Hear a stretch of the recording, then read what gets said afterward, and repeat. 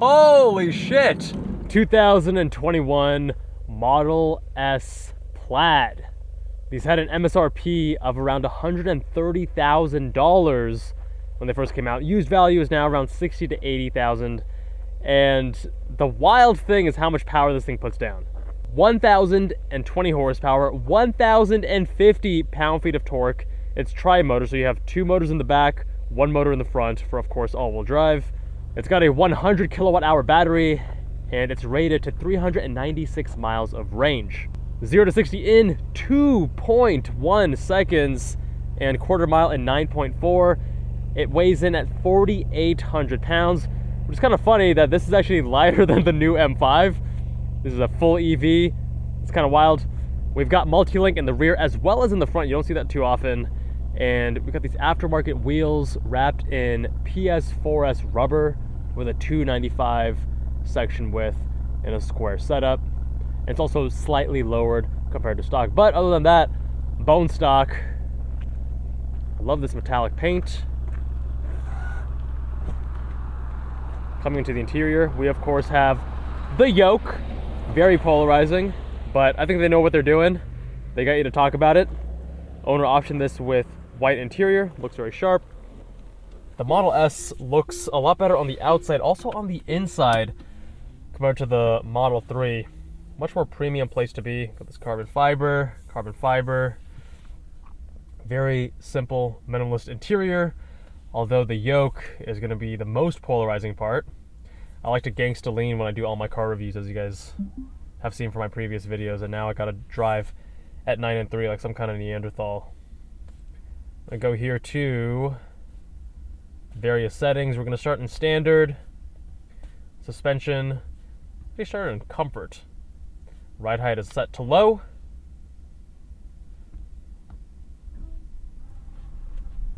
And we are off.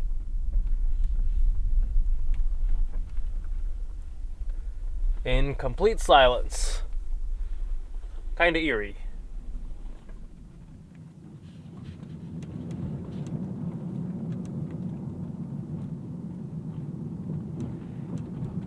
And in comfort, this car is a good cruiser. Commuting to and from work. I mean, it is completely silent in here because there's no motor train noise. You can hear a few squeaks and rattles. You can hear your own breath, your own thoughts.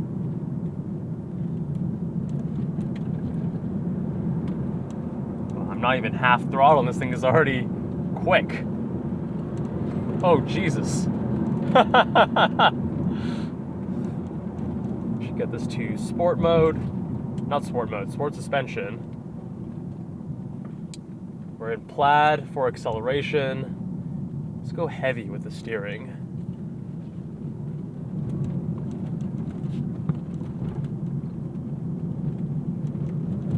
You can pretty instantaneously feel a difference with the suspension. Quite a stark difference between these different modes.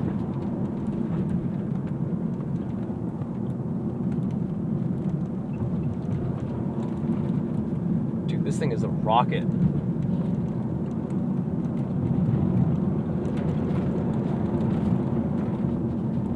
Now the brakes are quite strange in the sense that the initial travel, you're not getting much. You can tell that you are in the brake travel, but is that because it's supposed to be regen in the initial inch of travel before you start really getting to the pedal? Because then you gotta really stomp on it and put a lot of pressure down to get the car to slow.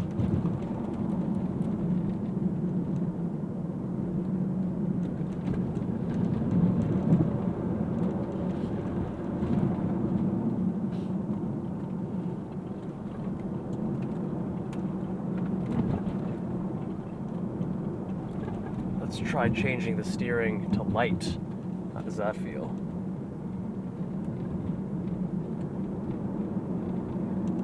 Yeah, that's kind of eerie.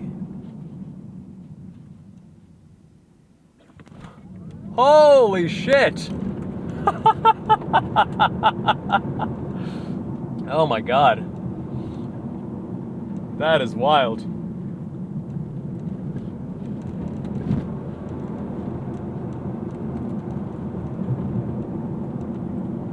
let's go to standard steering weight.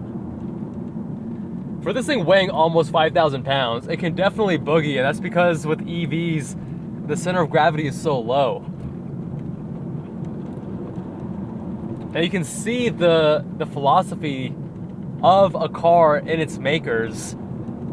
Of course, Tesla being full Silicon Valley tech bro. It's not about emotion, it's not about feel, it's about let us impress you with the stats, with the technology, with what the cutting edge EV technology of the day can do for you.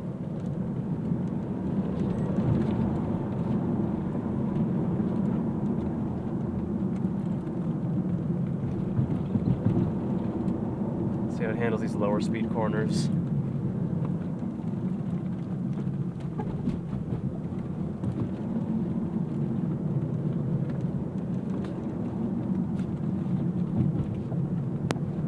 No drama at all. Jeez. I know a lot of reviewers in the past complained about this car being under braked. Now on a canyon road like this, you're not going to feel it under braked at all. We're not pushing it hard enough. We're not going high speed to low speed. And keep in mind, the under braking is over repeated use, because any production vehicle's brakes are going to be able to overpower the tires and get you to kick into ABS, where the tires are the limiting factor. People say it's under brake, they mean after repeated use it gets too hot. You get brake fade. But no issues here. Not on this road, because we're not really testing the brakes in the same way as you would on track.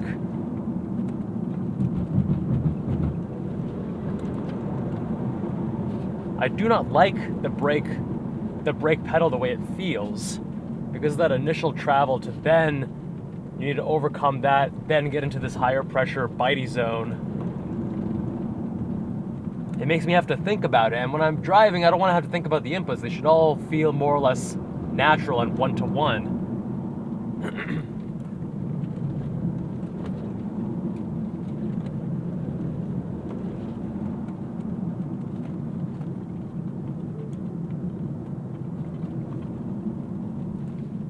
I guess I enabled something there.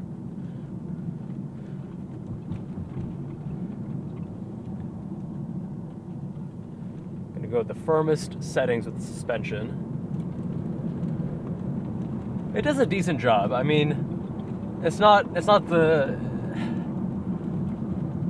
magnitude of change is impressive, and the actual quality of the damping is, it's good, not great. Let's actually go back to sport.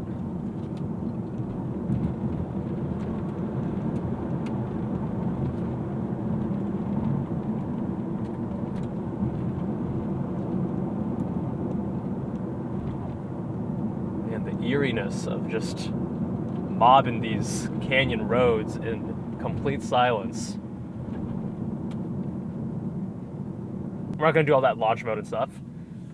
I'm going to give you a pull right here.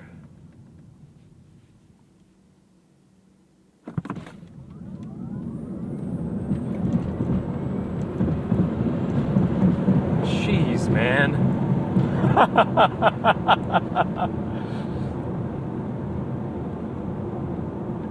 It is so impressive how this thing pulls from a stop. So impressive. If you do that to a passenger who's unsuspecting, you'll knock the wind out of them. Tesla, unfortunately, is a very polarized brand in this day and age because of the founder, love him or hate him. And I think many in the car enthusiast community just love talking smack about Tesla. It's the people's favorite company to hate on. And they're definitely not perfect. People talk about the build quality and, you know, whatever other issues they have. Woo-hoo. But I'd say for a car to commute to and from work in, to do so comfortably, to So I don't have to worry about filling up. I do not own an EV. I don't plan on owning an EV in the near future. I enjoy my ICE. But for those who choose this, I don't blame them. Okay, now in comfort, really floaty. A lot of this excess motion. I think the price of these now is lower than it was back then. If I have it right, I think it's 100K now MSRP. Let's do one more pull.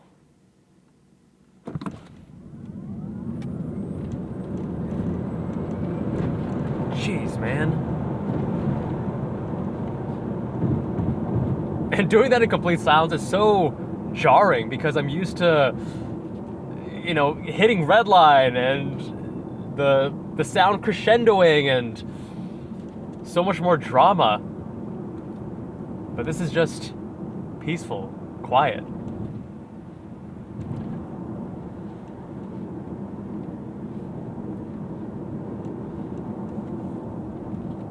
There's not really much to tell you with regards to how it feels. The owner calls this a toaster because this thing is an appliance. You're not getting much steering feel. You're not getting much brake feel. This car is much more designed to get you from point A to point B in comfort, safely, and with a shit ton of speed. The yoke when I'm driving it on the Canes, because I do normally actually just drive 9 and 3, I don't actually do the gangster lane.